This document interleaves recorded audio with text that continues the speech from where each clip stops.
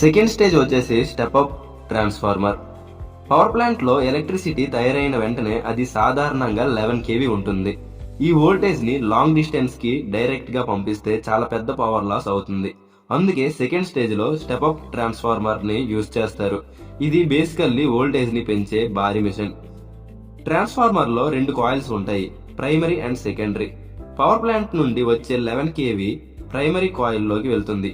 Secondary coil లో turns ఎక్కువగా ఉన్నందుకు ఎలక్ట్రోమాగ్నెటిక్ ఇండక్షన్ వల్ల వోల్టేజ్ 132 kV, 220 kV, 400 kV వరకు కూడా పెరుగుతుంది. వోల్టేజ్ పెరగడం వలన కరెంట్ తగ్గిపోతుంది. కరెంట్ తగ్గితే లాసెస్ కూడా తగ్గుతాయి.